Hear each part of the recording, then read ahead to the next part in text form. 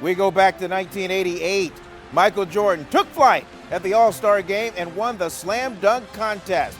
It was one of the most iconic moments from Air Jordan that caught everyone's attention, including a young Chris Tucker. Everybody wanted to be a part of that, Michael Jordan, the greatness and the flying in the air and all the slam dunk contests. And if you had a pair of shoes, man, you were in, you were hit, You just had to watch your back. Nobody tried to take them, but you was the man. Made me believe, man. Chris Tucker is part of an all-star cast in the new film Air, which hits the big screen Wednesday. It's about Nike's pursuit of Michael Jordan back in the 1980s and how their partnership changed the game. Matt Damon plays the role of Sonny Vaccaro, who was instrumental in the deal. Sonny, that's got to be pretty cool to be walking around going, yeah, Matt Damon, yeah, he played me. Yeah, for sure. Jason Bourne, right?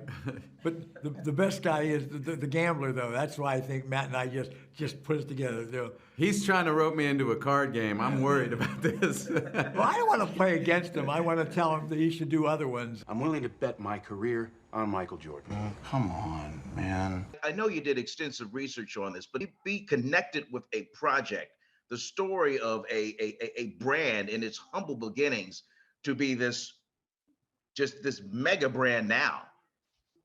Yeah, I mean, that's the thing. It's like so much of the work of the movie is trying to recontextualize for the moviegoer what things look like in 1984, right? Like in a post-Air Jordan world, it's hard to remember. I remember I had maroon Pumas with the gray thing and the fat laces in 1983 or whatever. But, when the Air Jordan showed up, it just changed everything. It was fun reading the script and going, oh, wait, Nike's the underdog, right? It's so hard to think of them that way now. Ask me why I'm in Wilmington, North Carolina. Why are you in Wilmington, North Carolina? Because I believe in your son. At the end of the day, isn't it funny? You've got to sell the mom. And that is what your character had to do with Michael Jordan's mom in Viola. Well, interestingly enough, that came from MJ. So Ben sat down with Jordan and said, okay, son, is it okay? Can we have your blessing to do this, or do you want us to not touch it? And he said, no, it's fine, you can do it. And Ben said, well, what matters to you? And that's where we got George Raveling, where Michael said, that's the first person to talk to me about Nike. He's got to be a part of it. Howard White, so Raveling and White weren't in the original script that we read. And lastly, he started to talk about his mom. And I don't know if you've ever been in a room with Michael Jordan. He's bigger than life, but he's a very intimidating guy. And Ben said, it's the first time I've been with him and I've seen him, the reverence with which he spoke about his mom and the awe. It changed the entire movie for us. So Ben came out of the meeting, he goes, I got great news and I got bad news.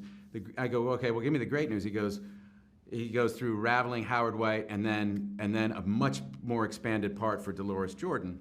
He goes, that's the movie we're making. And I go, great. And I go, so what could possibly be the bad news? He said, well, I asked MJ who would play his mom, who he would like to play his mom, and before I got the question out, he just barked at me, Viola Davis. So I joked with Ben, I was like, that's like saying you want Michael Jordan on your basketball team. You can't, she's an American treasure. What are we just gonna call Viola Davis? So Ben and I started the rewrite, and we just worked on this role, and then we contacted her and showed it to, and really, all of these new roles in the, Viola's, Dolores, Chris Tucker, who we'd wanted to work with forever.